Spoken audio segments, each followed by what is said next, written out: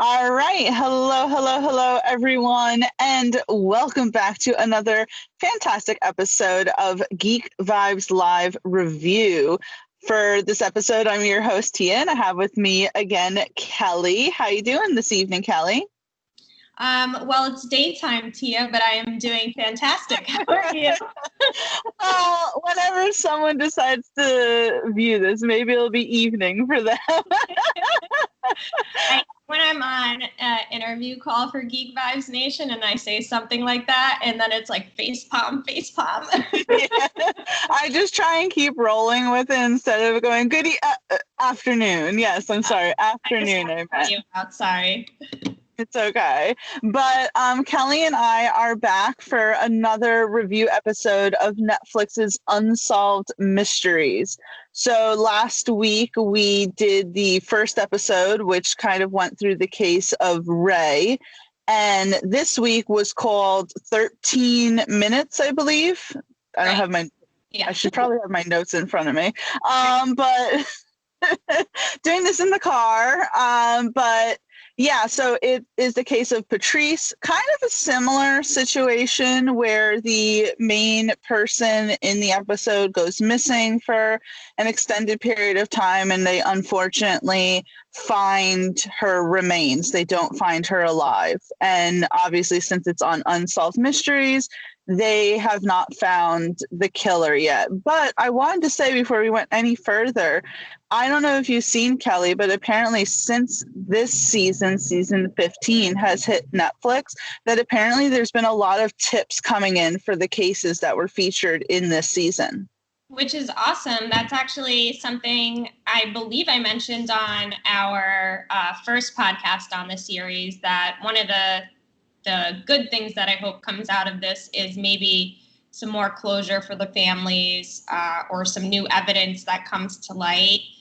You know, a lot of these things, again, happened, back in the early 2000s, or even 10 years ago. And technology just has continued to advance, and we have new ways of studying DNA and studying fibers and things that can be found on remains. And hopefully some good can come of that. Yeah, me too. Because this one, like last week, I told you I felt like I was so invested in Ray's story. And I feel the same about Patricia's. Is it Patricia or Patricia? I need to have, do you have your notes in front of you? I have them in front of me, so I got you. Patrice, you said, right? Yes. Okay. I felt the same way about Patrice, right? Because she seemed like a nice woman. She was raising this kid who, I don't know if you caught this, Paulie and I were watching it and he didn't catch it at first, that the guy, her son, who now is an adult, he was, I believe, 13 at the time, is 15. His name's Pistol, by the way.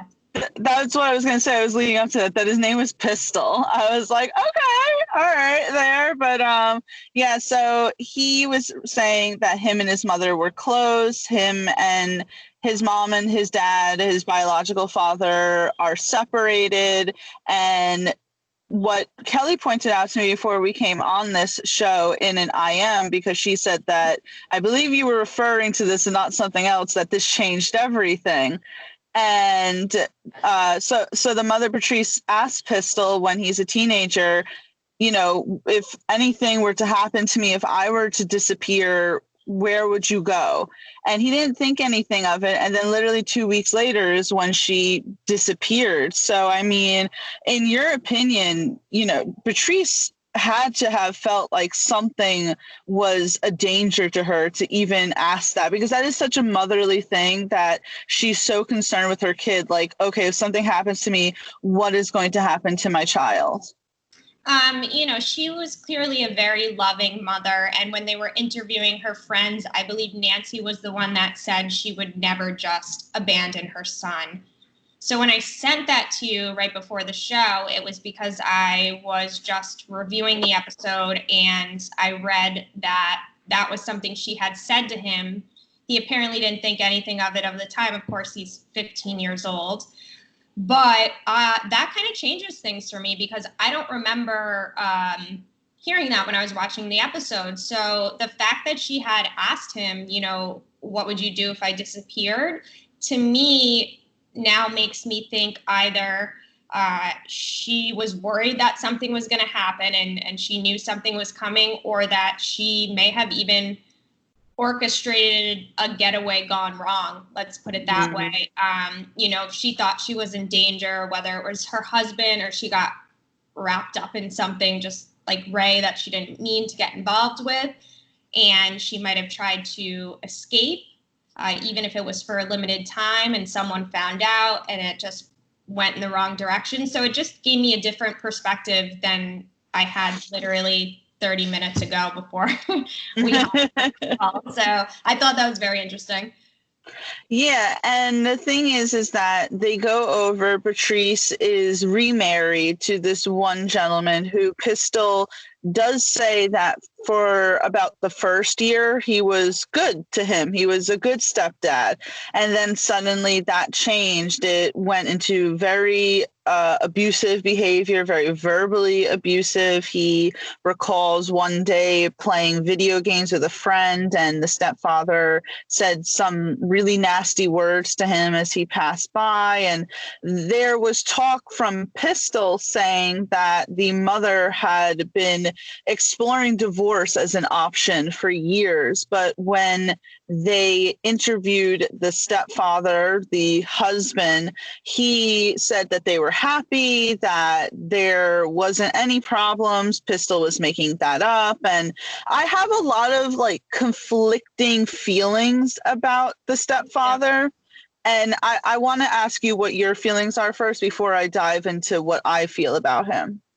I have a lot to say about the stepfather, so I'm going to try to just take it in little chunks. But as far as your comment on having conflicting feelings, I really do too, because think about from a teenage perspective, a stepmother, a stepfather, sometimes teens aren't as receptive. And from their point of view, it's coming into their territory and there's just not a great relationship there. So there is that side that could be a possibility in the way that Pistol remembers it, you know, was just a normal teenage boy reacting to his mom being with someone new. But with that being said, there's much more evidence pointing towards that he wasn't such a great guy. Even her friends had confirmed that. And it sounded like he was very possessive. And very controlling, which obviously could lead down a dark path if, you know, they feel like if someone who is controlling feels like the other person is outside their grasp or they're unable to manipulate their movements anymore, then it gets to a different level and it could become violent from there. Yeah, absolutely. And the guy was not the nicest person. Even in the interview, he was a bit abrasive. And the thing is, though, is that I don't personally believe that he had anything to do with her death.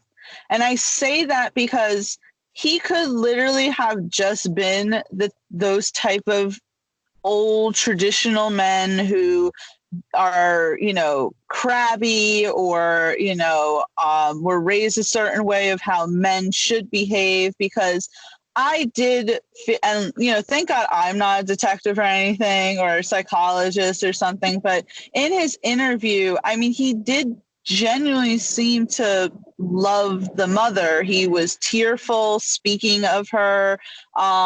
He was seemingly very offended that Pistol or anyone would even dare to say that he did have anything to do with her death. He could have realistically been oblivious to how unhappy she was, which does not at all take away from the fact that she was feeling those feelings or that he was behaving in a certain manner, just in his mindset and how he felt about it. But, and again, I say this because he requested her remains.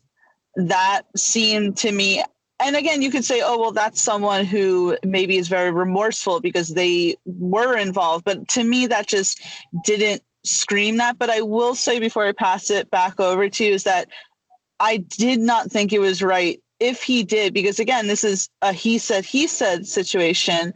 If he did deny Pistol his mother's remains, I don't agree with that at all. Right, I agree. I'm very conflicted whether or not I think he's involved. His, I guess, main alibi is that receipt he had, and there's no way he could have traveled. But I don't think that rules out another party being involved or this being planned out. With that being said, just like the rest of these episodes, it's always just you battling in your mind with which way does it go, right? And that's kind of the beauty of this series. But diving back into Rob, there were a lot of times during the interview that I felt that he was very inauthentic. The fact that the night Patrice disappeared, he changed the locks to the house. He wouldn't let Pistol come inside. He was 15 years old at the time, remember? He couldn't even get clothes, supplies. And again, he played it off as he was worried for his life and his protection. But in the same manner, if you were so worried, despite your relationship with your 15-year-old stepson, you would think you would take the necessary measures to ensure they're safe as well. So I found that a bit creepy. And his possessiveness just continued to escalate and get eerie as the interviews went on.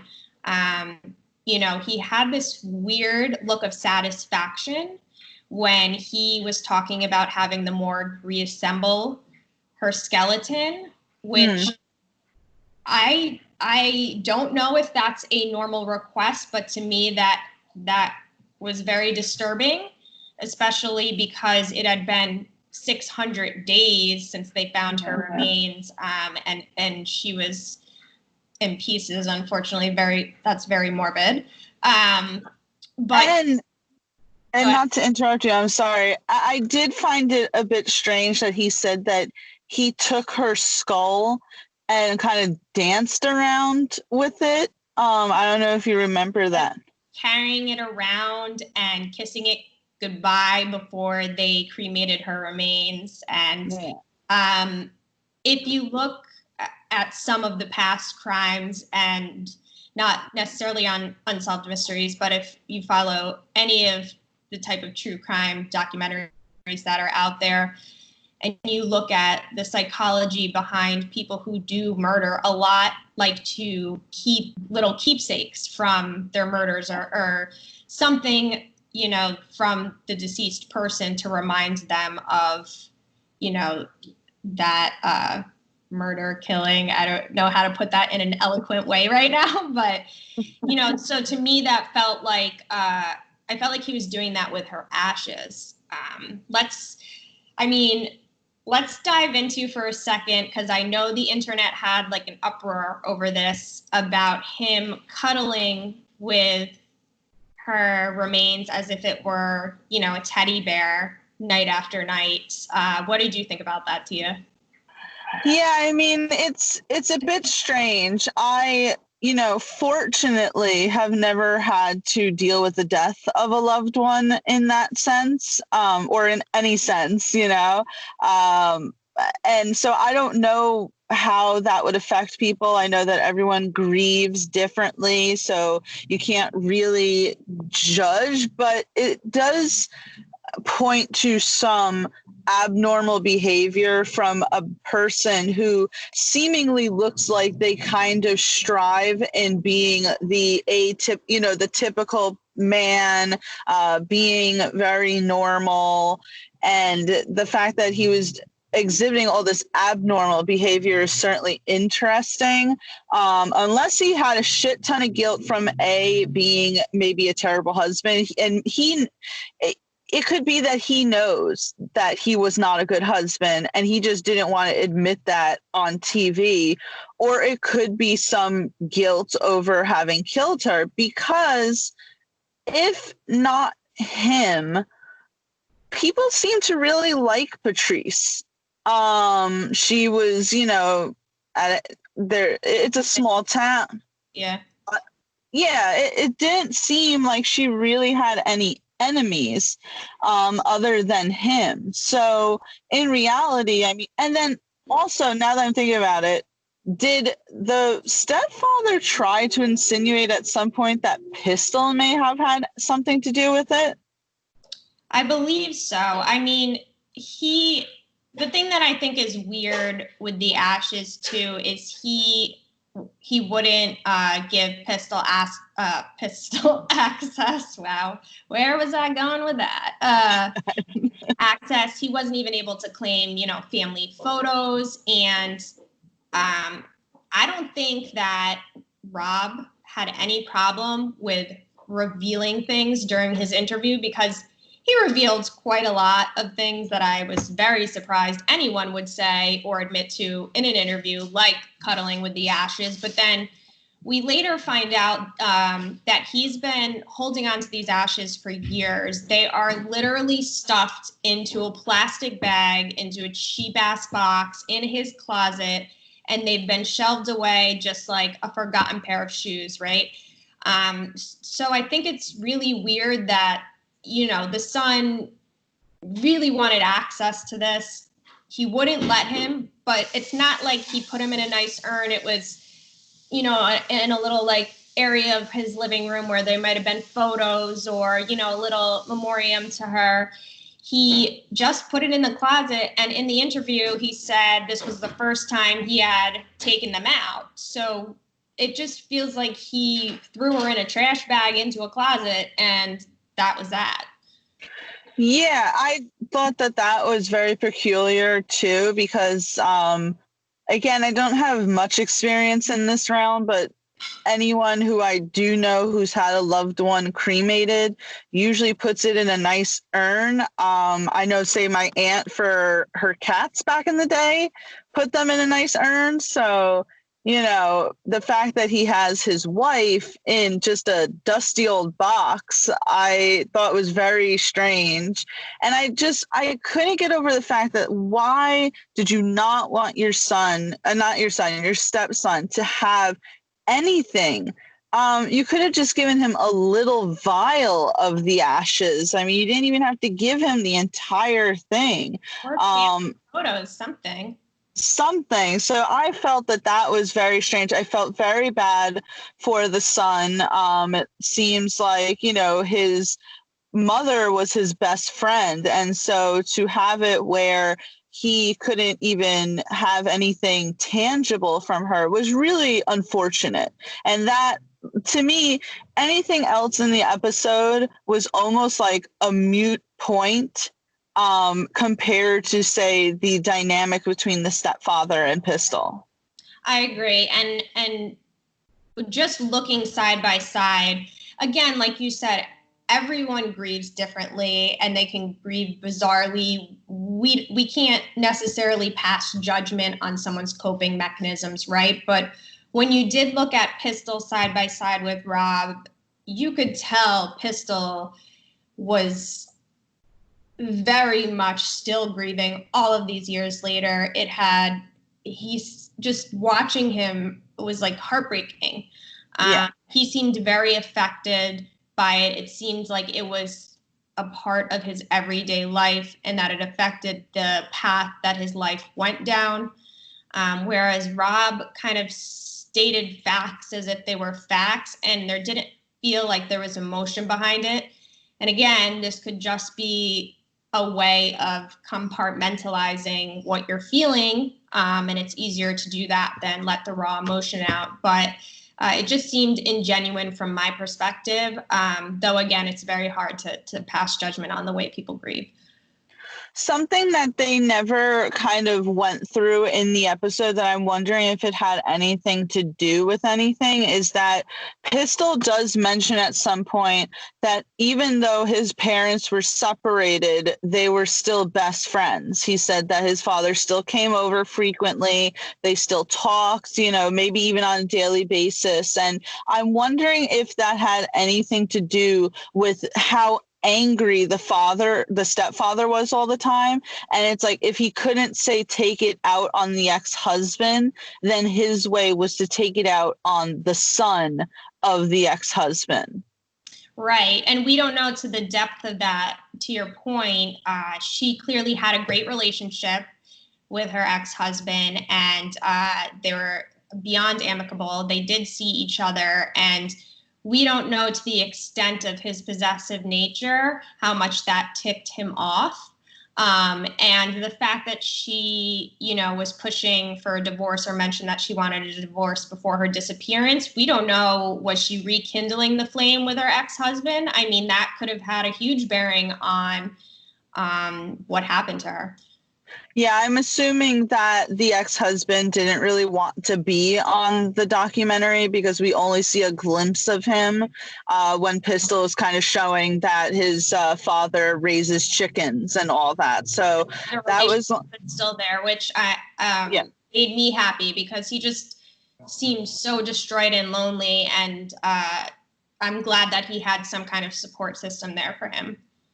Yeah, I would have been really upset if we found out that the father had since passed too, because then, he wouldn't have had anyone. So I would have really felt bad about that. I was kind of waiting for that, and thank God it didn't happen. But I did want to move on and kind of ask a question in comparison to, say, Ray's case, because Ray's was the first. So I feel like, and since to me, these cases are somewhat similar, because there's a huge chunk in between that no one knows anything about.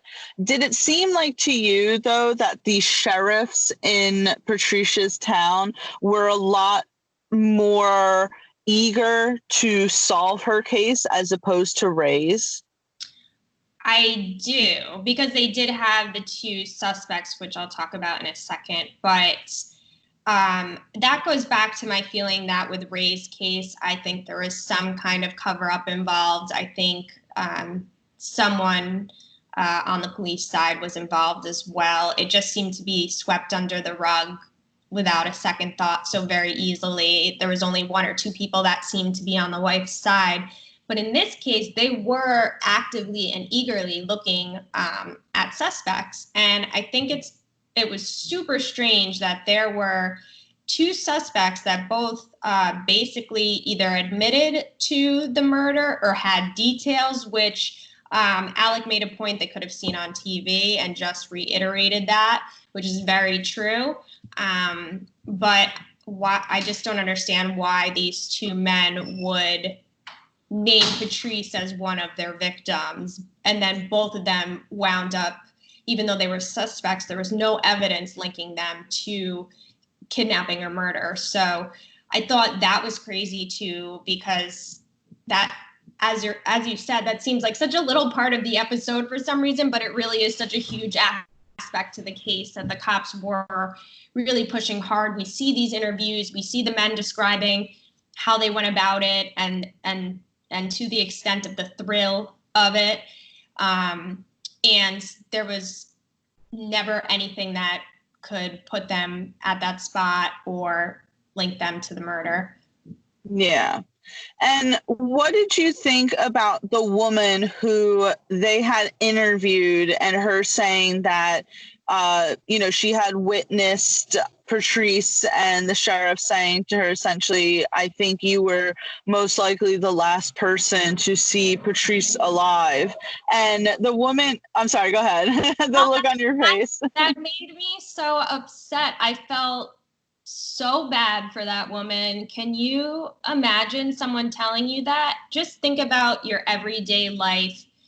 You might drive by something or walk by something and be like, I usually don't see that like that or whatever. But, your first reaction isn't, I should stop and investigate this. So they put a very, very huge burden on that woman's shoulders when they said that, because she now had this guilt of, why didn't I stop and do anything when I noticed the car wasn't parked where it was normally parked? There was that other car pulled right up to the front. So I felt so bad, honestly, for her that they had said that to her, because I can't imagine what that does to you mentally where you're just kind of questioning your actions over and over and you just feel kind of stuck in that loop? Yeah, and she seemed to really feel that burden on her shoulders. I mean, she was saying that she thinks about every single day, why didn't she do anything? And I was talking to Paulie about it. It's like, you didn't know. You didn't know that that was what it was, because as you said, it literally was just passing by. It was a blink. And I don't think that she should feel that responsible. And I didn't think of it, but now that you're saying it, yeah, the cops definitely shouldn't have said that to her. That's not something that you kind of just throw out there like, oh, you were the last person probably to see her life. Yeah, it's your fault. So I didn't even think about that. My mindset more so was like, oh, well, why does she feel like this? You know, don't. It's not your fault. But thinking about it, that the cops could have certainly omitted that from their little investigation. I was also thinking how the position of her car was like a big focal point of the investigation. It had always been parked to the side, and it was on the front with, sideways to the front, adjacent. And then it was a big car as well. Right. So in my mind, one of the things I thought of was, well, what if she had purchased product, a piece of furniture, something, plants, who knows? And she had them in the back of her truck, pulled up because she was walking them in and out of the salon. I mean, that's right. Always a possibility. Now, obviously, the blue car, I think maybe was a Chevy, or I don't know if they even narrowed down what the car was, but was in a weird position as well. So that throws it all off. But my original thought with her car positioning was she could have put it there to carry something inside or carry something out, that it doesn't necessarily mean just because her car was parked in the front instead of the side that, something had gone terribly wrong. So, to that lady's defense, who feels like she was the last person who saw her. I mean, even so, I don't put any blame on her. Again, you're going about your day. I do think, though, and it's just a commentary because you and I are from New York. I think it is a bit of different cultures. I think people in the South and smaller towns do kind of take it upon themselves to have that much responsibility. Like, all right, real talk. How many times do you drive by someone who's on the side of the road and they're like missing a wheel and they're obviously standing there like stressed as hell? You don't stop. You just keep driving. You're like, oh, that sucks for that person. But, as someone who like personally knows people who live in the South, they would actually go off to the side and help that person. So I think it also could just be a difference of the fact that it is a small town and you should do your neighborly duty. And maybe that's why she feels so responsible for it. That's a really good point, Tia. I mean, we live in an area that's very fast paced, very crowded. It's an urban area versus maybe a more secluded area where everybody knows everyone and it's a small town. You do stop for things that seem out of the ordinary. I can say that I have, witnessed things that were strange, seeing people on the side of the road, and I have called the cops just to report it. But I myself haven't stopped, and that also just comes from a place of feeling unsafe, feeling like right. I don't know if I were to stop, what could happen to me. And and when you're in a town where you know everyone, you don't who that is on the side or right. whatever. So you don't double think your actions or stopping to help because you grew up with that person, their kids, your kids go to school together, whatever it may be. Yeah, 100%. That's really what I think it is. And to your point before, no, they didn't ever narrow down the car. I think that it's about 3 cars models that are very similar that could be the car, but they do know that it's a similar fashion and the color, but that's it, So at this point, do you see this case ever being solved? I mean, the optimist in me hopes. I would always keep my hopes high, especially now, that they're putting this footage back on TV after so many years. You never know what might come to light or whatnot. But I just want to say real fast, one of the things I didn't say was that Rob had a degree in criminology. That is also a huge red flag. And he said it. That is true. He said it so nonchalant, like, and my degree in criminology, why would I do that? Like, trying to almost play the detective. And I thought that was very Yeah. But I don't remember that at all. So that's good that you point out. Yeah, he could be he could be he could be the person. Watching the episode, I really felt like maybe he's just a prick. But certainly after our conversation, there's a lot to consider there. I had completely forgotten, just like you had forgotten about the 2 weeks prior, if I disappear comment. I completely forgot about that. But I was going to ask, is there anything of this episode that stood out to you that you'd like to talk about and that we didn't cover already?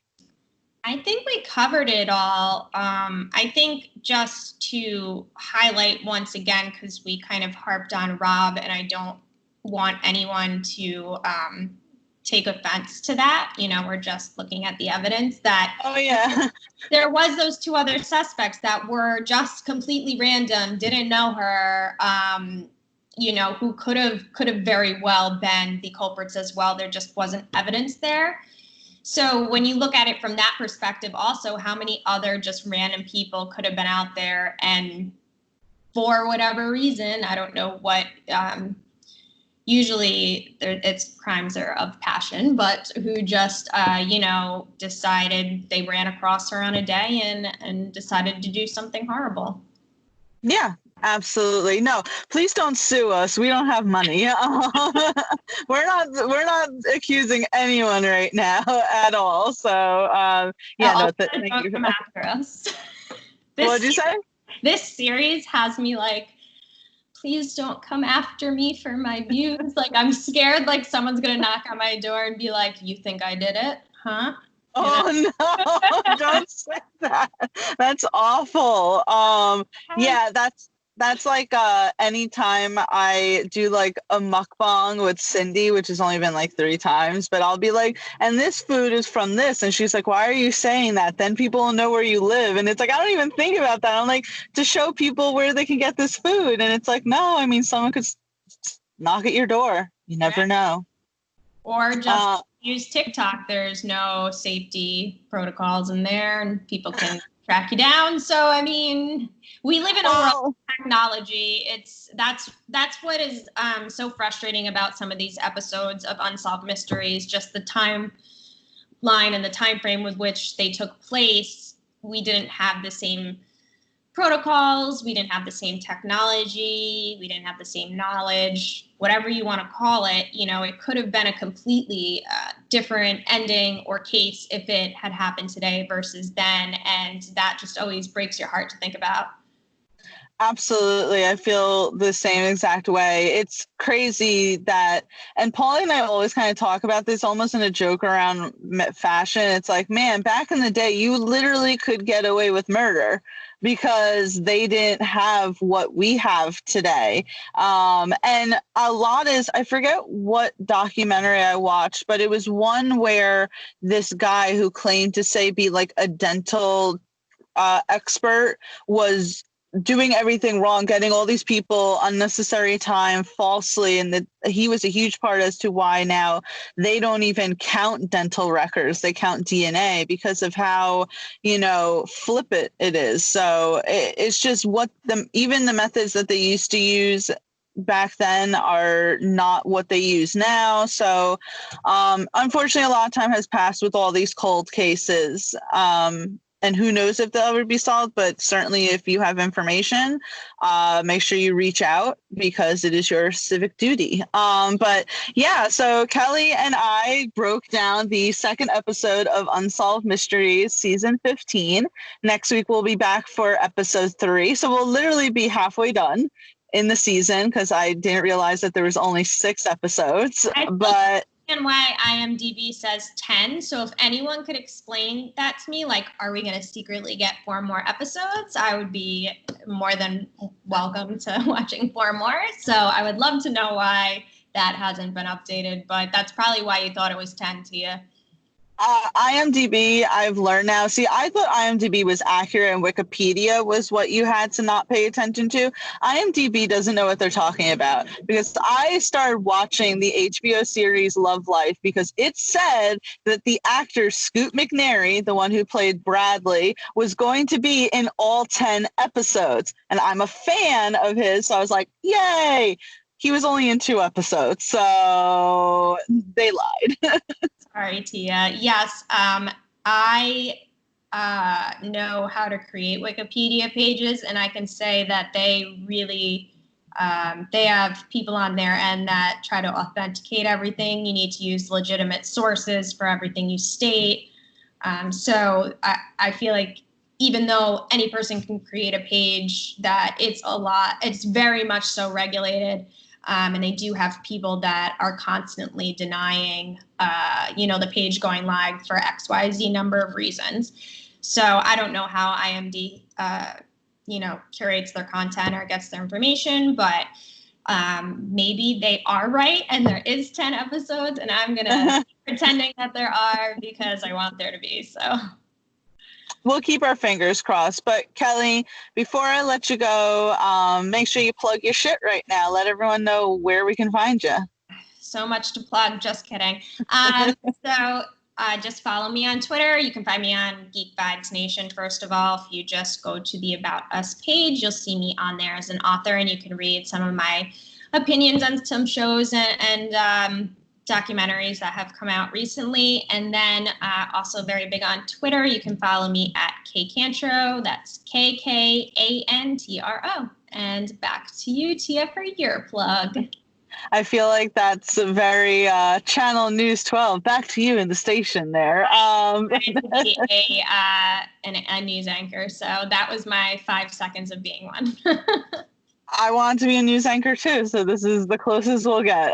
But everyone, please make sure that you check out Kelly's stuff. As she said, geekvibesnation.com is our website. It has all of our social media platforms as well as all of our opinion pieces, our reviews.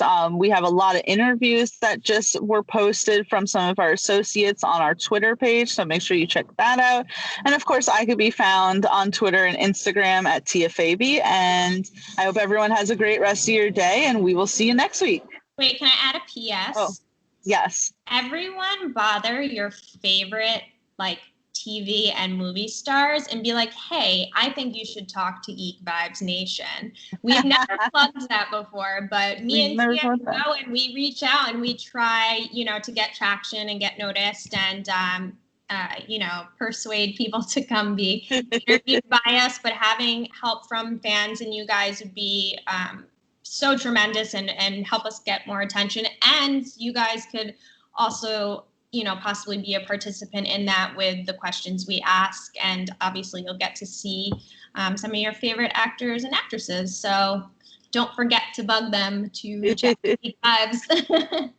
Yeah, absolutely. I didn't even think about that. That's why Kelly, she's a winner here. So make sure everyone you do that, and we will see you next week.